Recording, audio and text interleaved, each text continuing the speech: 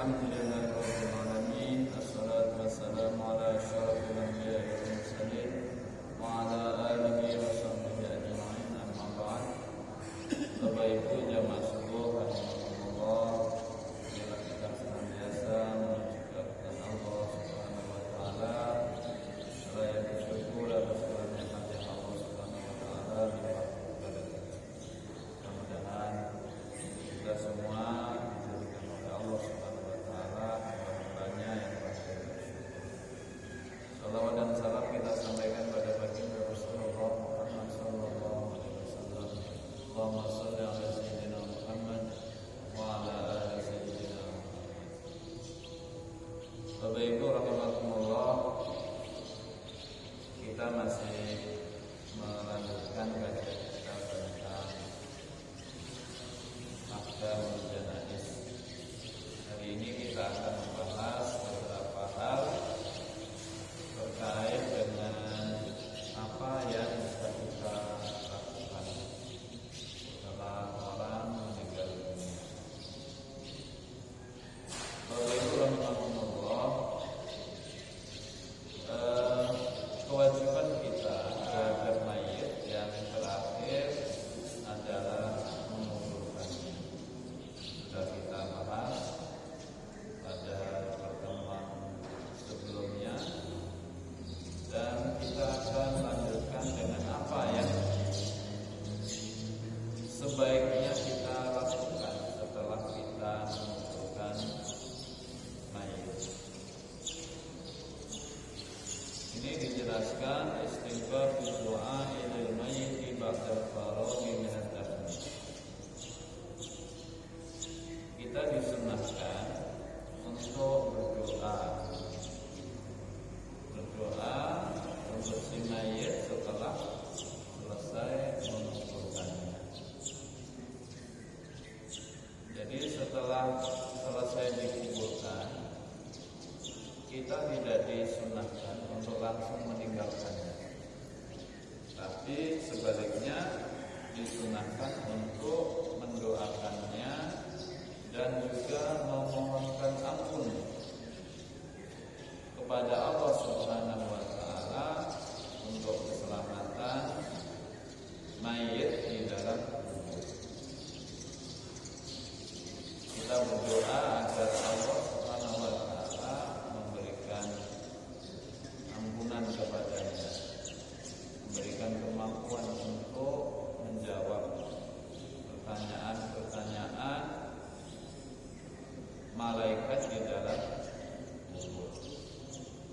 Doa kepada Allah agar dia diselamatkan dari keganasan dua malaikat, yaitu Munkar dan Nakir, yang akan segera menemuinya setelah selesai penguburan. Li'annahu yus'alu fi hadhil hal, karena pada saat itu begitu selesai dikuburkan, maka mayit itu akan ditanya oleh dua orang malaikat yang sangat bengis. Namanya saja Munkar dan Nakir. Munkar itu ya dibenci, diingkari. Nakir juga seperti itu. Jadi Munkar Nakir itu sebuah nama yang selaras dengan karakternya, dengan keadaan malaikat itu sendiri. Munkar dan Nakir yang kedatangannya itu membuat ketakutan semua mayit. Ada satu hadis riwayat Utsman bin Affan, beliau berkata, kana Nabi sallallahu alaihi wasallam idza farawa min dafnil mayyit waqafa alaihi. Nabi itu kalau sudah selesai menguburkan mayit, beliau tidak segera beranjak. Beliau berdiri di atas makam itu. Ya, maksudnya di samping makom, karena berdiri di atas makom itu nggak boleh. Ya. Berdiri di samping makom itu, lalu berseru kepada orang-orang yang hadir, istaghfiru li akhikum wasalu lahu tafida fa innahu la yus'al. Hadis riwayat Imam Abu Dawud, Imam Hakim, dan hadis ini dinilai sahih oleh Imam Al-Hakim. Jadi Nabi SAW bersabda, istaghfiru li akhikum, mohonkan ampunlah kepada saudara-saudara. Kita disuruh, diperintahkan untuk memohonkan ampun saudara kita yang sudah baru saja selesai dikubur. Wasallallahu lahu taqdir, dan mohon agar diberikan kekuatan, diberikan kemantapan di dalam menjawab pertanyaan malaikat munkar dan nakir. Fa innahul an yus'al, karena sesungguhnya dia sekarang al-an itu yus'al, sedang ditanya oleh malaikat munkar dan nakir. Jadi kebiasaan kita, kalau budaya kita itu kan setelah dikuburkan kita lalu duduk di sekeliling makam itu, lalu membaca tahlil, membaca yasin, lalu mendoakan kepada si mayit itu. Ini adalah satu perbuatan sunnah. Ini perbuatan sunnah, bukan perkara bid'ah, bukan perbuatan atau amalan bid'ah, tapi perbuatan sunnah. Jadi jangan khawatir Bapak Ibu, ini ada dalilnya, ada hadisnya. Perbuatan amaliyah kita yang biasa kita lakukan ketika selesai menguburkan mayit itu ada hadisnya.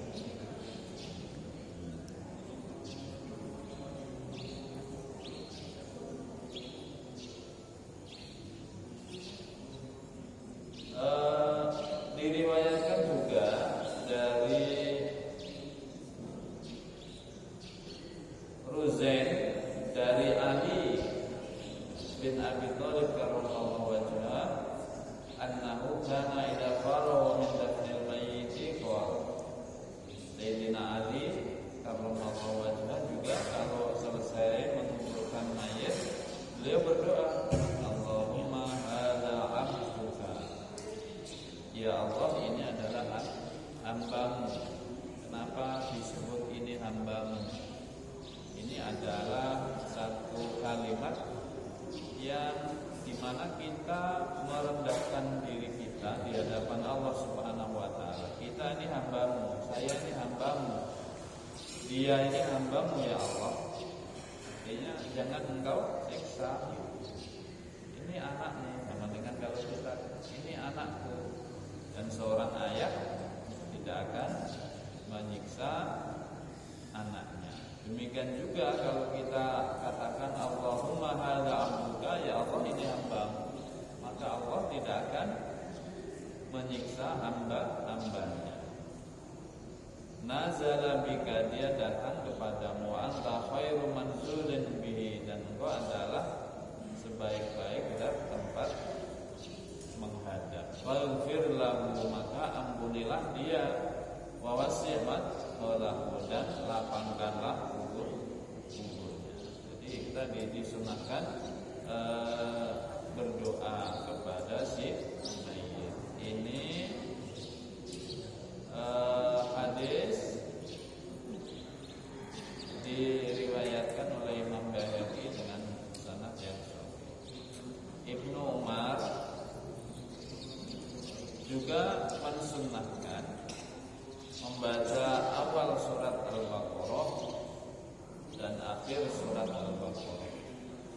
Di awal surat Al-Baqarah seperti yang sudah biasa kita baca, kemudian akhir surat Al-Baqarah setelah mayit dikuburkan.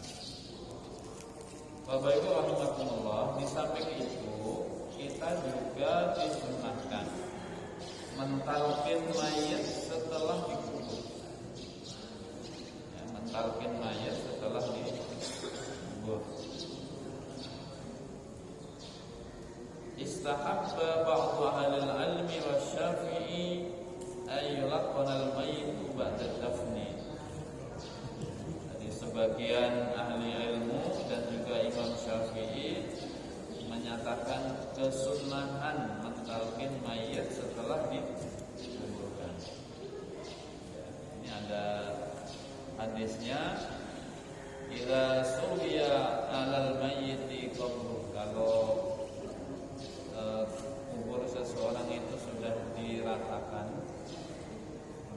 selesai ya penguburannya, Fansarafan nasu anhu, dan orang-orang, sebagian orang sudah meninggalkan tempat itu.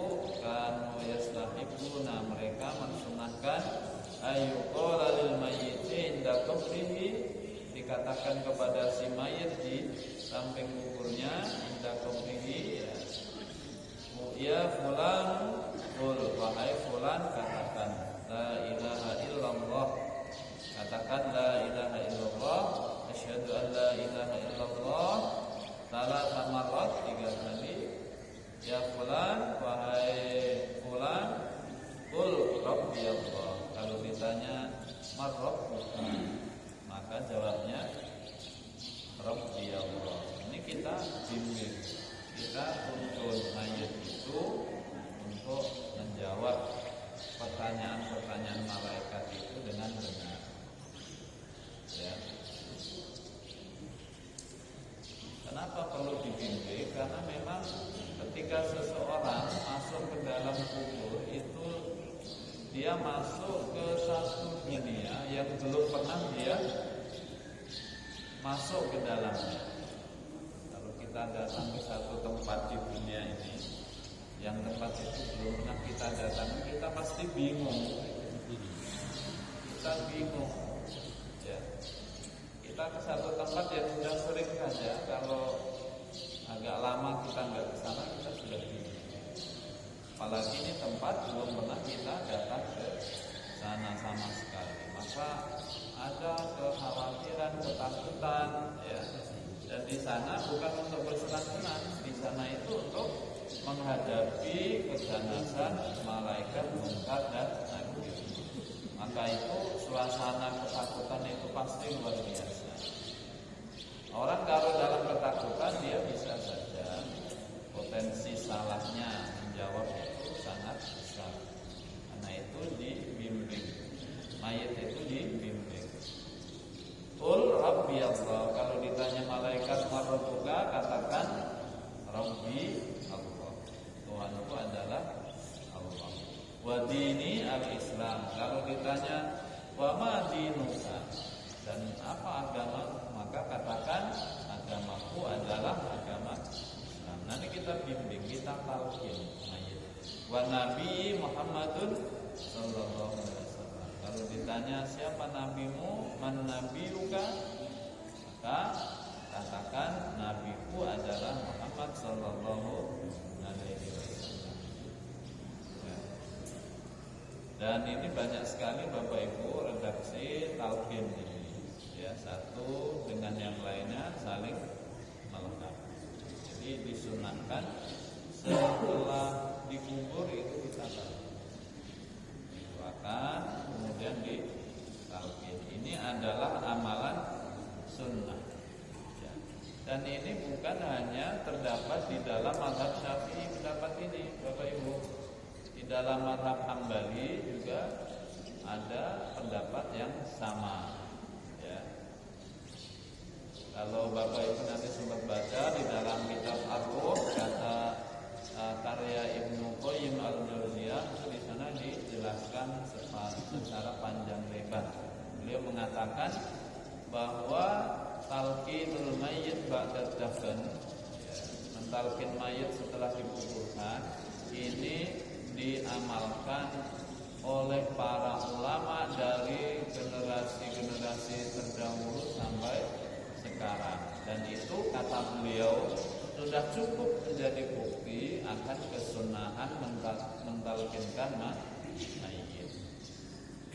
Lalu bagaimana halnya dengan orang-orang atau sekelompok orang yang mengingkari talqin mayit ini? Doa di atas kubur katanya nggak boleh, bid'ah. Talqin mayit katanya juga bid'ah, nggak boleh. Padahal dari dulu amaliyah masyarakat di kullil amsor, kata beliau, di berbagai negara itu berlaku. Ya, tradisi mentalqinkan mayit ini tradisi dari agama kita. Ya, bukan tradisi yang dibuat-buat oleh manusia, apalagi oleh orang Indonesia ini bukan. Ya. Sudah ada di berbagai negara, fiqhul ansor kata beliau Qayyim al-Jauziyah ya. Di setiap negara itu ada. Maka kata beliau cukuplah ini menjadi bukti akan kesunahan mentalkinkan mayit. Ya. Ini juga ada penjelasannya di dalam kitab At-Tadhkirah, kata karya Imam Al-Qurtubi, seorang mufassir itu. Ini di dalam kitab Fikih Sunnah yang kita baca ini juga seperti itu pendapatnya. Ya. Jadi kalau ada yang mengatakan ini bid'ah, ya nggak ada ini di masa Rasulullah.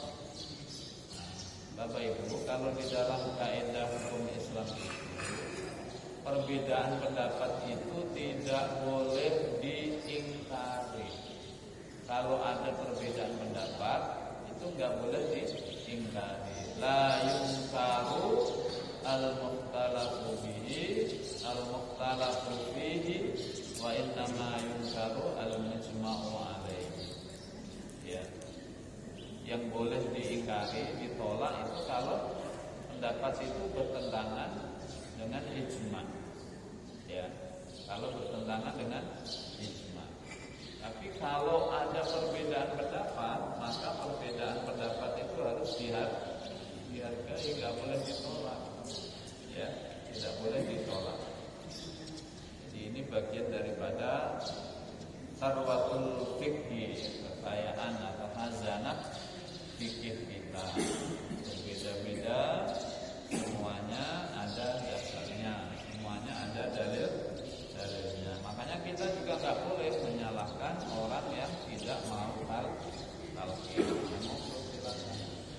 Ya, ini cara kita untuk kita doakan, kita panggilkan, kita talqinkan, dibacakan ayat-ayat Al-Quran. Ini semuanya ada dalilnya. Ini ada referensinya. Makanya kita nggak usah ragu-ragu. Bapak Ibu rahimakumullah. Kemudian kita juga disunahkan untuk menziarahi kubur. Ziarah kubur itu juga perbuatan sunnah, amaliyah sunnah. Di dalam satu hadis dikisahkan dulu memang Rasulullah SAW pernah melarang umatnya berziarah kubur. Ya. Nah, Rasulullah SAW an ziyaratul kubur. Jadi dulu ketika di awal Islam, umat Islam masih dekat dengan tradisi jahiliyah, maka Nabi melarang mereka menziarahi kubur. Dilarang karena apa? Dulu ziarah kubur itu dijadikan sebagai alat, sebagai wasilah untuk berbuat kemaksiatan, ya, meratap, menyesali, menangisi, meratapi orang yang kita ziarahi. Lalu ada yang minta-minta juga pada kubur-kubur orang soleh itu, mereka meminta kepada penghuni kubur itu yang tidak diperbolehkan. Ya, seperti umatnya Nabi Nuh. Umatnya Nabi Nuh itu begitu. Orang-orang yang soleh kalau sudah meninggal dunia itu kuburnya dijadikan sebagai perantara antara dia dan Tuhan. Bahkan ada yang menyimpang, itu mereka langsung meminta kepada penghuni kubur yang soleh. Ini yang tidak diperbolehkan. Kalau kita kan ke kubur itu ya mendoakan mayit, gitu ya, untuk mendoakan mayit, bukan untuk meminta kepada mayit. Ini yang banyak disalahpahami oleh sebagian orang. Jadi seperti yang bulan lalu kita bahas, bahwa mayit itu masih bisa menerima kebaikan dari hasil usaha orang selain orang yang masih hidup. Kalau di dalam kitab ini dijelaskan ada 6 paling tidak. Yang pertama apa? Ada ad-du'a wal istighfar, mendoakan dan mohonkan ampun kepadanya. As-shadaqatu, kemudian sedekah atas namanya, kemudian puasa, kemudian haji, kemudian sholat sunnah, kemudian apa lagi? Qiraatul Quran, membaca Al-Quran, kemudian pahalanya kita ihdakan, ya, kita hadiahkan kepada orang yang sudah meninggal. Kita mohon kepada Allah kiranya pahala bacaan kita itu selain Allah berikan kepada kita, juga diberikan pahala yang sama kepada orang yang kita niatkan. Jadi mereka itu masih bisa, bahkan mereka itu masih bisa melihat tingkah pola kita di dunia ini. Makanya Bapak Ibu, sebisa mungkin jangan buat mereka merasa sedih di dalam kubur. Karena anak-anaknya yang dia tinggalkan di dunia ini berbuat maksiat. Anak-anaknya berbuat maksiat, gak pernah mendoakannya, tidak pernah menziarahi kuburnya. Kalau mereka tahu, ya, mereka melihat kita, kalau kita berbuat maksiat, maka orang tua kita, kakek nenek kita yang sudah mendahului kita, itu mereka merasa bersedih atas kemaksiatan kita itu. Sebaliknya kalau kita beramal soleh, kita berbuat baik, mereka ikut bahagia, mereka ikut senang melihat anak keturunannya menjadi hamba-hamba Allah yang soleh. Karenanya kalau kita ingin membuat mereka, bapak ibu kita yang sudah berada di alam barzakh, merasa bahagia, gembira, maka kita harus menjaga perilaku kita, perbaiki ibadah kita, perbaiki akhlak. Jangan ribut sesama tetangga dengan rekan kerja, ya. Tidak boleh sakat, tidak boleh, ya. Tidak boleh saling ribut supaya orang tua kita merasa bahagia. Dan kalau kita kirimi doa, kita baca Fatihah, lalu kita kirimkan kepada arwah itu, maka mereka akan merasa senang lagi, gitu. Lebih senang lagi karena mendapat kiriman, mendapat paket kebaikan dari kita.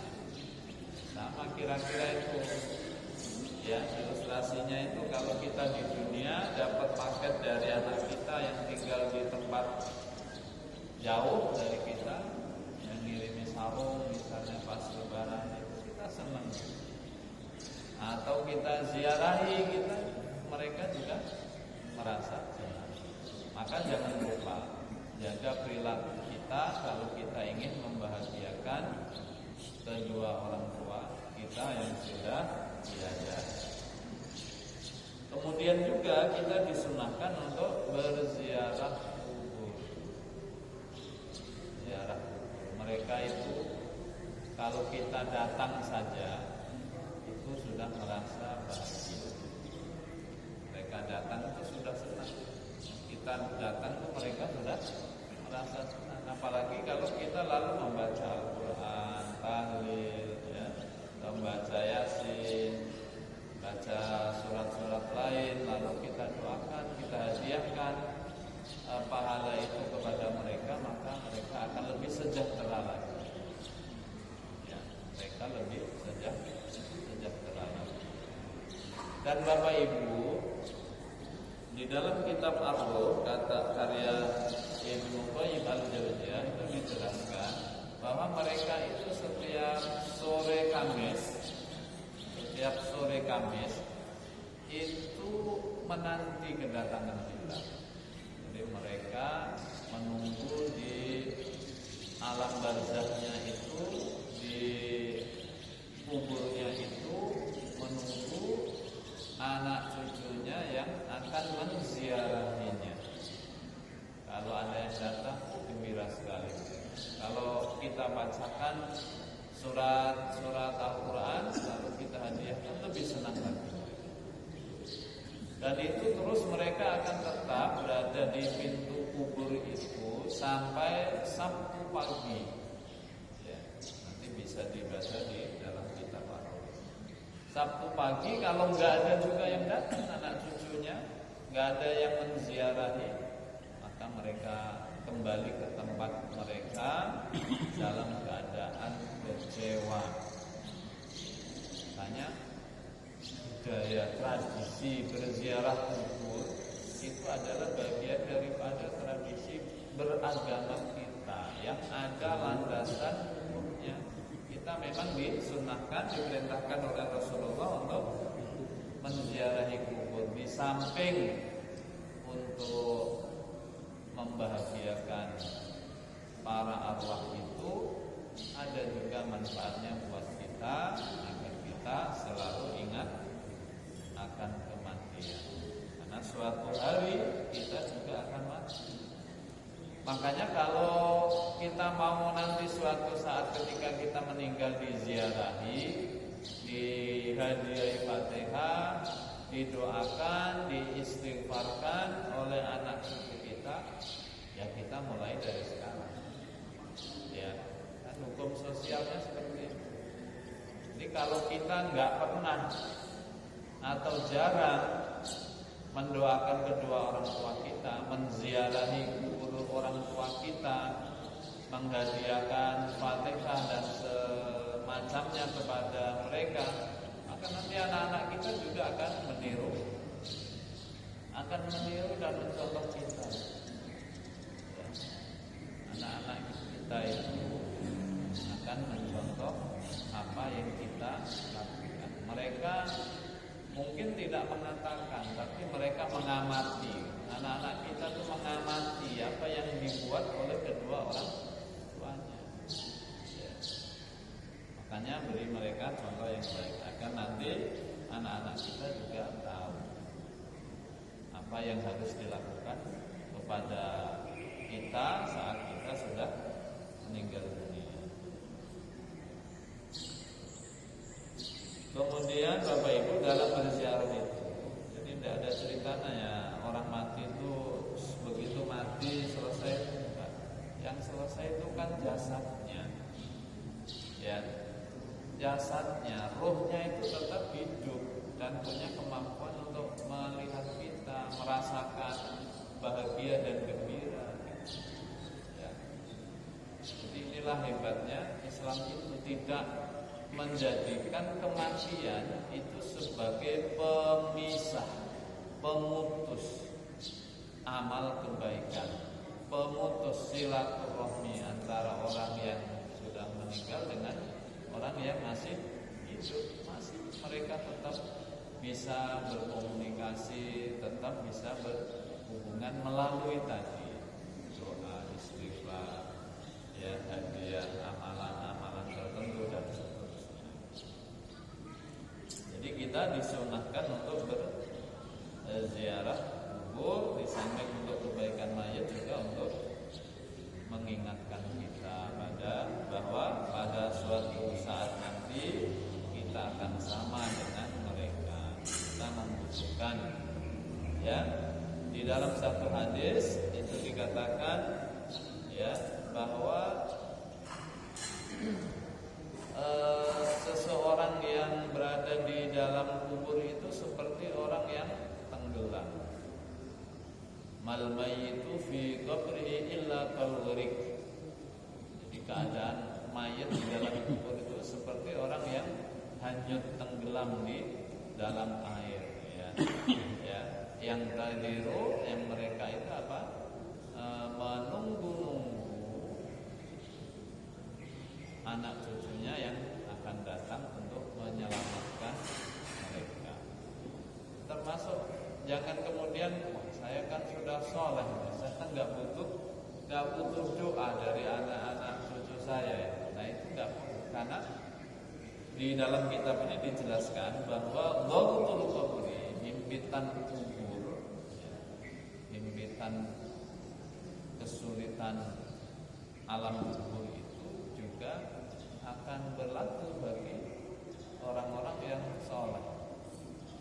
Ya, karena itu salah satu bentuk warning Allah Subhanahu wa Ta'ala akan bahwa semua amal perbuatan kita itu akan memperoleh balasannya semenjak kita masuk ke alam barzakh. Ya. Kecuali kalau orang itu nggak punya dosa sama sekali. Ya.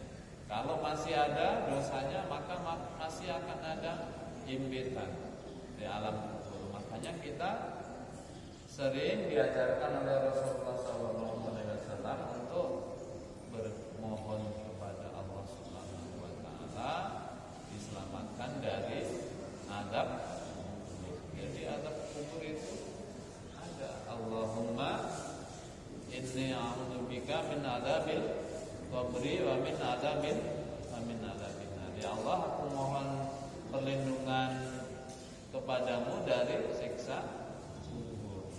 Siksa kubur itu benar-benar ada, ya, benar-benar ada. Jadi tidak boleh kita anggap enteng, karena lama di alam barzakh itu lama sekali Bapak Ibu. Kita nggak tahu kiamatnya itu di tahun berapa, kita nggak ada yang tahu. Ya, maka usahakan kita berbuat baik agar di alam barzakh itu nanti terasa ada kenikmatan, terasa sebentar, ya, merasa bahagia sampai nanti kita masuk ke dalam surganya Allah Subhanahu wa Ta'ala. Kita disunahkan kalau masuk ke dalam kubur, pertama kalau kita masuk dalam kubur itu mengucapkan salam. Assalamualaikum warahmatullahi wabarakatuh. Salam sejahtera bagi seluruh penduduk yang beragama Islam, penduduk kubur yang beragama Islam. Hanya kalau ada di dalam fikih itu kita tidak diperbolehkan mengubur lintas agama. Kalau sekarang kan ada moderasi beragama, kubur itu dijadikan satu.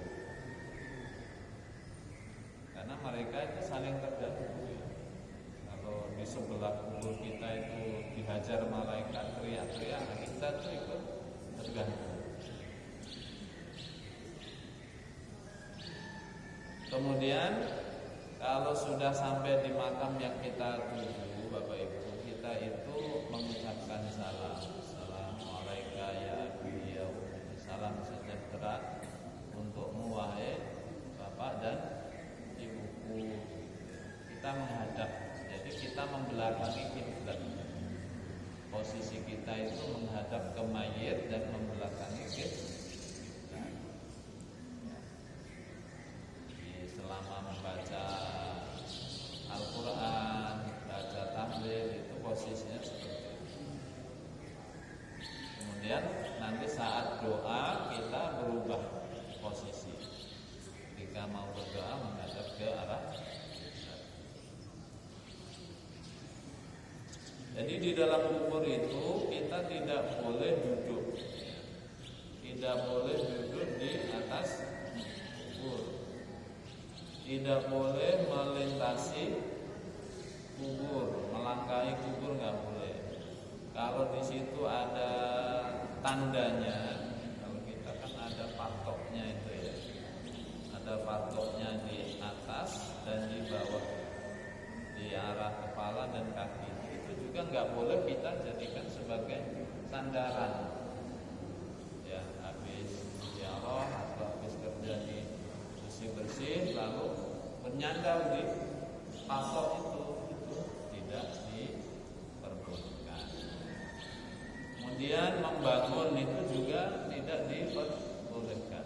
Jadi dikasih tanda saja, Bapak Ibu. Tidak perlu di semen, nggak perlu di keramik, itu nggak boleh.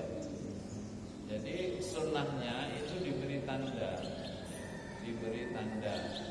Kalau dulu pada masa Rasulullah itu diberi tanda dengan sebungkah batu di bagian kepala.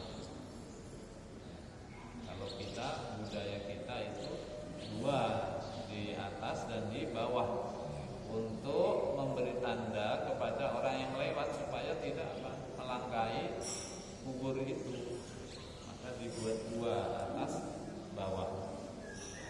Tapi yang di semen, di keramik itu tidak diperbolehkan. Ya, apalagi sekarang lokasi pemakaman itu sangat. Boleh nggak kita menyiapkan lokasi pemakaman? Ini dikatakan boleh. Boleh asal tidak kemudian untuk berbangga-bangga. Kalau di kota-kota besar itu kan pemakaman sudah diperjualbelikan, harganya mahal, ya. Harganya mahal untuk bangga-banggaan itu enggak boleh. Kemudian apakah sandalnya harus dilepas, Bapak Ibu? Ada sebagian pendapat dari Imam mazhab Hambali itu memang sunnahnya dilepas. Tapi kalau mazhab lain selain mazhab Hambali itu justru disunnahkan mengenakan sandal agar kita tidak terpapar oleh najis yang mungkin ada di area pemakaman itu. Saya kira ini Bapak Ibu yang bisa kita sampaikan pada pagi hari ini. Mudah-mudahan ini memberikan penguatan buat kita akan bagaimana kita melestarikan amaliyah kita itu di tengah gempuran berbagai macam kelompok yang menilai amaliyah kita itu sebagai amalan bid'ah. Ternyata tidak. Banyak sekali hadis-hadis, riwayat-riwayat yang terpercaya bisa kita jadikan sebagai dasar atau landasan hukum dari amaliyah. Lebih kurang mohon maaf. Assalamualaikum warahmatullahi wabarakatuh.